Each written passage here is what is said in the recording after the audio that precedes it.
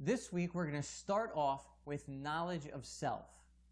Now, if you're familiar with Louis de Montfort, this is his book right here. This probably looks familiar to you. He starts off with Spirit of the World. We come at it from a different angle. We're going to start with knowledge of self, and then we're going to go into Spirit of the World. And the reason is this. We would like to emphasize our identity, who we are, and what we're made for. The fact is we're made in the image of God, and we're made for, our destiny is union with God. That's what we're made for. And that's our inheritance.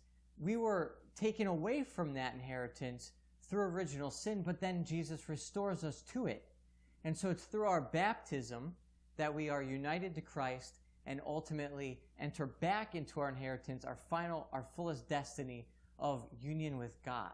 You see, we need to understand that we are created out of love and that we are loved first. St. John says that love consists in this, that God loves first. His action as creator towards the created, towards us, is that he loves us first. He loves us into being. We could not exist.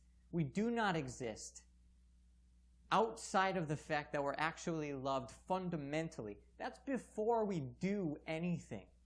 A lot of us have this mentality that we have to earn our love. We have to earn being loved and earn God's favor. We do not earn God's love. We can't. His love is infinite and we are finite. The only way that we could be loved is if it's a gratuitous gift given to us first and foremost. And here's the beautiful part about it. It's because we're loved that we have the motivation to go beyond ourselves and to grow and become better versions of ourselves, ultimately becoming saints in union with Him. The love that He gives us is our motivation.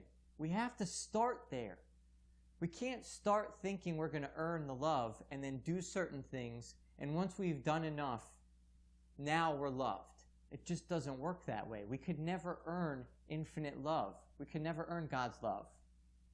So this is a fundamental difference in thinking that we have to correct. It's a difference in thinking, and it's a difference in our feeling, in our emotional experience. We need to walk around, walking down the street like you know who your dad is. Like you know who loves you and who you are as a being loved into creation. It literally will change everything. And that's what makes it possible for us to follow the gospel and the commands that Jesus gives us and to live up to the Beatitudes and to really fulfill living in virtue. So that's what we're going to do this week. We're going to start breaking that down little by little, understanding our identity through our baptism, and then ultimately who we're called to become through union with Christ, and especially the role that St. Joseph plays in that process, because he raised Jesus.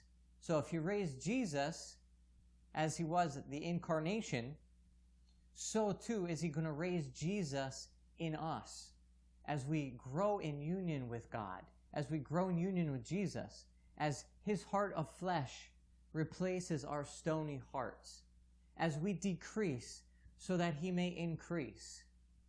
That's the growth of Jesus inside of us. Well, who better to nurture the growth of Jesus within us than Our Lady and St. Joseph? That's what we're going to do this week. God bless you.